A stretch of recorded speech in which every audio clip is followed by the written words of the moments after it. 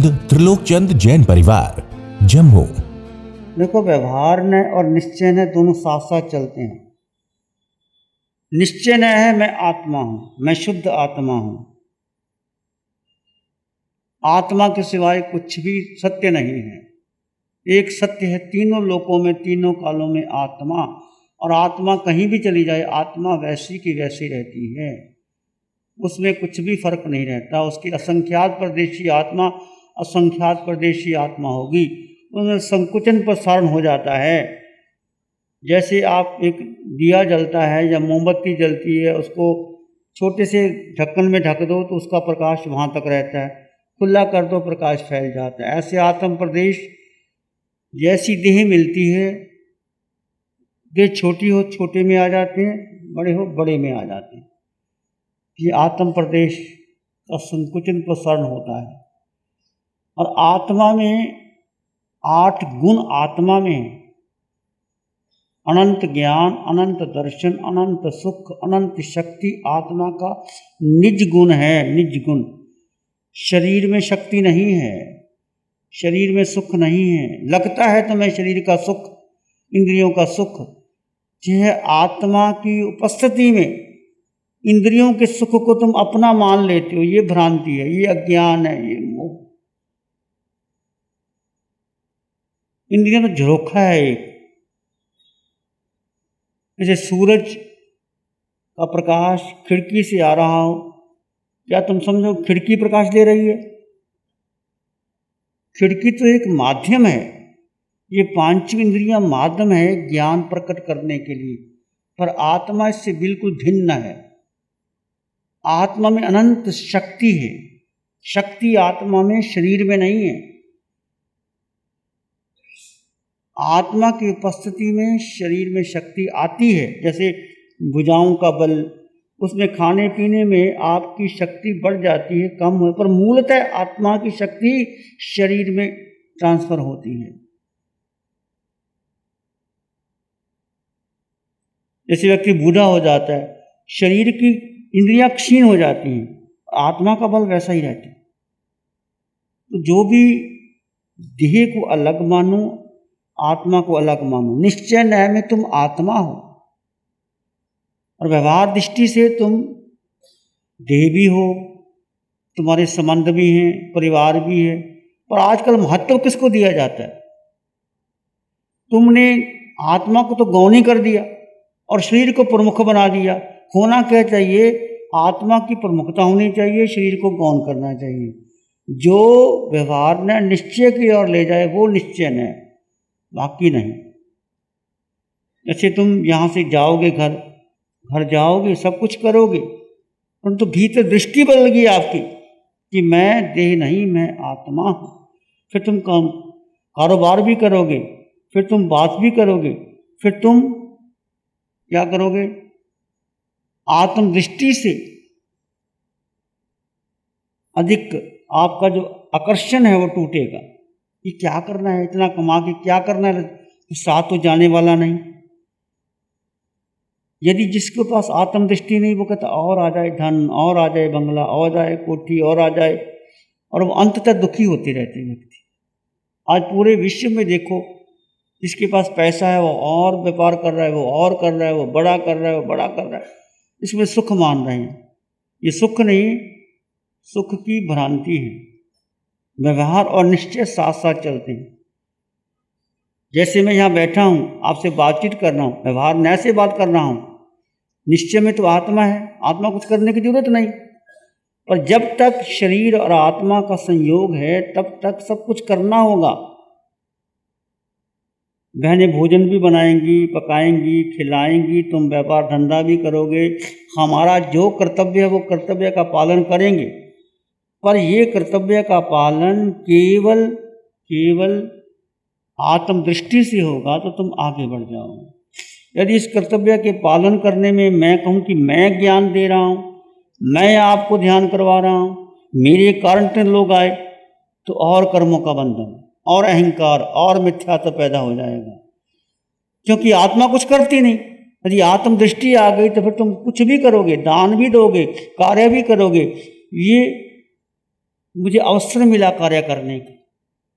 हम इकट्ठे बैठे हैं, साधना कर रहे हैं, इसमें आपका भी योगदान, सबका योगदान, बस एक दूसरे का सहयोग है, फिर अहंकार नहीं आएगा।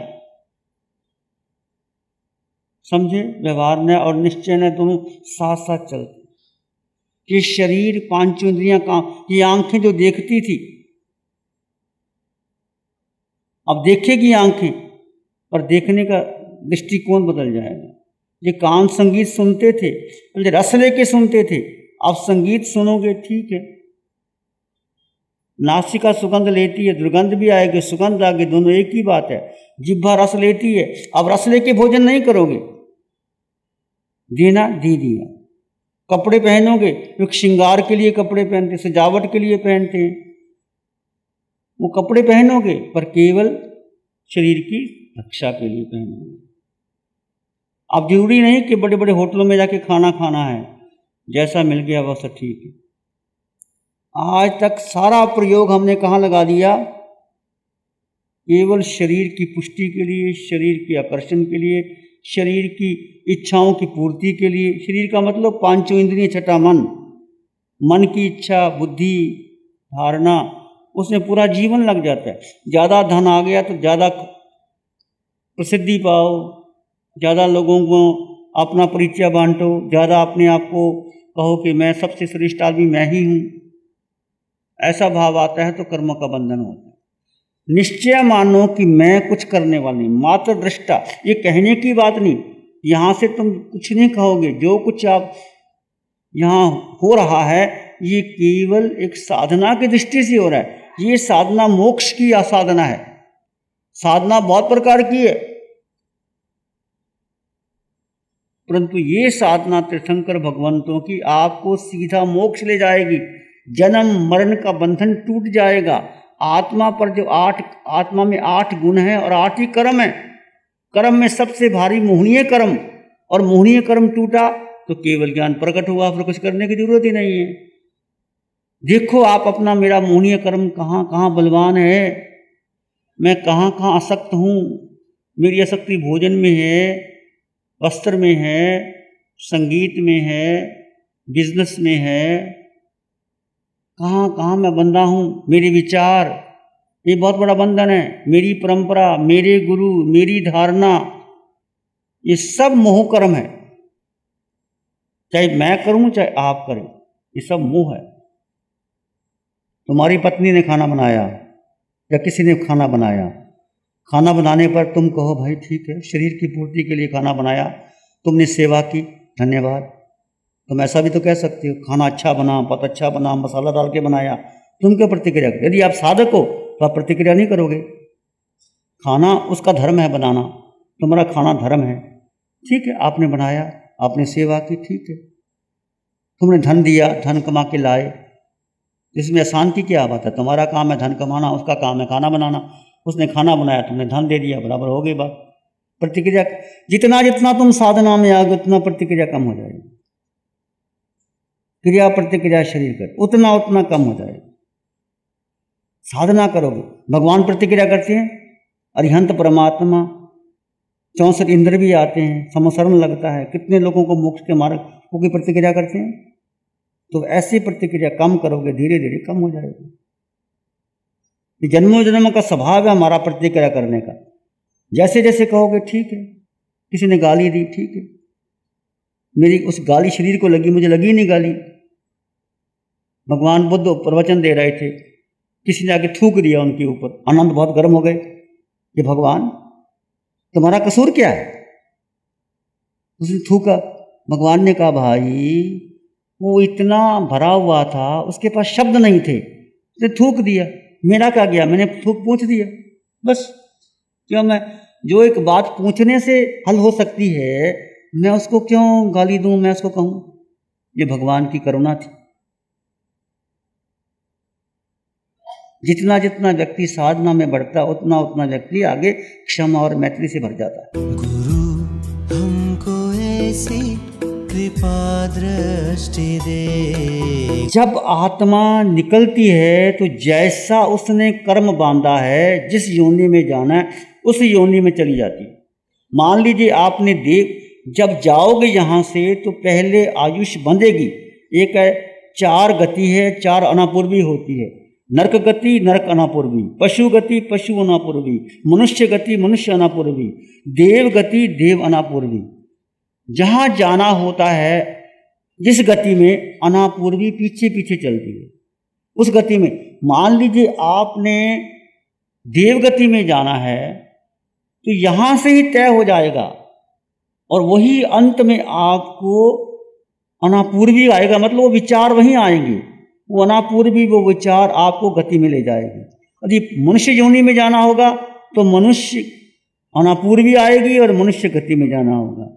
पशु जाना होगा तो पशु की अनापूर्वी आएगी और पशु गति में जाना। नरक में जाना होगा तो नरक अनपूर्वी आएगी और नरक गति और अनपूर्वी साथ साथ चलते हैं। और जिस योनि में भी जाना होगा, जाने से पहले आपकी गति बंध जाएगी, तुरंत बंध जाएगी। ऐसा नहीं कि आत्मा निकलती है फिर शरीर में प्रवेश करती है, वो तो विद इन 1 मोमेंट सब कुछ हो जाता है, 1 मोमेंट में हो जाता है। इसका हम अल्पज्ञ कुछ हिसाब किताब नहीं लगा सकते, केवल भगवान जानते, केवल ज्ञानी जानते। देखिए वो आपके घर की स्थिति है, अरिहंत देव तो अरिहंत ही हैं।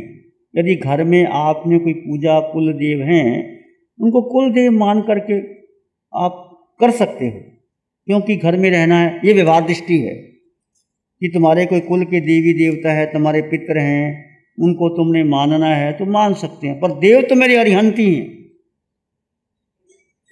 जैसे पिता तो एक ही होता है, 100 चाचे एक प्यो, पंजाबी में कहावत है 100 ताए चाचे एक प्यो। प्यो का मतलब पिता, पिता तो एक ही रहेगा, 100 चाचे ताए बन जाएं, पिता नहीं समझे। तो हमारे पिता अरिहंत परमात्मा देवादिदेव श्रीमंत स्वामी भगवान रहेंगे। बाकी कोई आपकी घर के हिसाब से पूर्वज हैं तो उनको रिस्पेक्ट कर सकते, उसका आदर भाव कर सकते, नो प्रॉब्लम।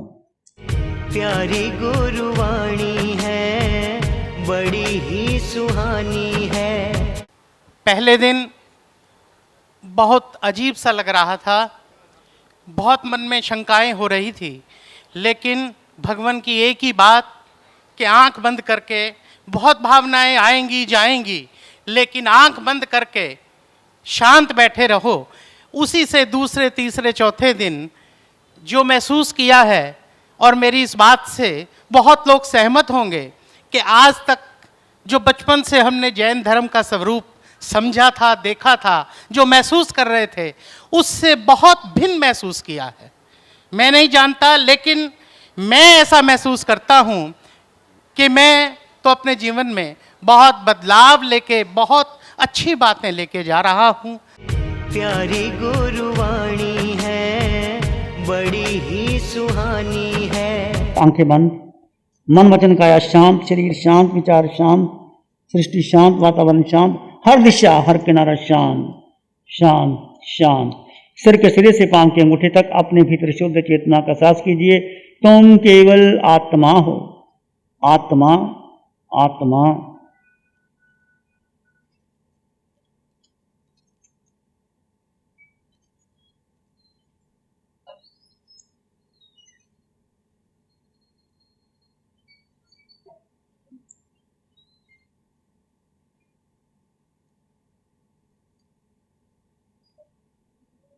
सिर के सिरे से पांव के अंगूठे तक असंख्यात परदेशी आत्मा अपने भीतर गहरे गहरे चले जाएं।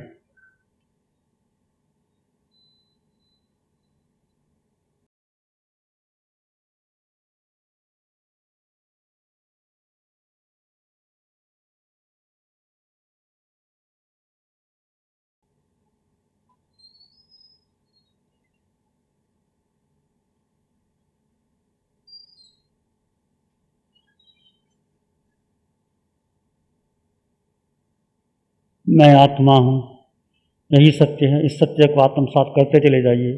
इसमें एक लंबा गहरा श्वास लें, अरिहंत परमात्मा के चरणों में अनंत कृतज्ञता ज्ञापन करें। एक और लंबा गहरा श्वास, अरिहंत परमात्मा के चरणों में नमन और वंदन। नमो अरिहंतानंग, नमो सिद्धानंग, नमो आइडियानंग, नमो उज्जयनंग, नमलोय सब साहुनं धम्म मंगल मुकिठम अहिंसा संयमो तवो देवावित्तं नमं शांति जस धम्मे श्यामनो चैता भारंग वासं चकवट्टी महलियो संति संति करलोय पत्तो गई मनोत्तरम चैता भारंग वासं चकवट्टी महलियो संति संति करलोय पत्तो गई मनोत्तरम श्री चत्तारी मंगलम अरहंता मंगलम सिद्धा मंगलम साहू मंगलम केवली पानत्तो धम्मो मंगलम चत्तारी लोगुत्तम अरहंता लोगुत्तम सिद्धा लोगुत्तम साहू लोगुत्तम केवली पानत्तो धम्मो लोगुत्तमो चत्तारी शरणं पवज्जामि अरहंते शरणं पवज्जामि सिद्धे शरणं पवज्जामि साहू शरणं पवज्जामि केवली पाणत्तं धम्मं शरणं पवज्जामि चारे शरण दो हरण जगत में और न कोई होगा जो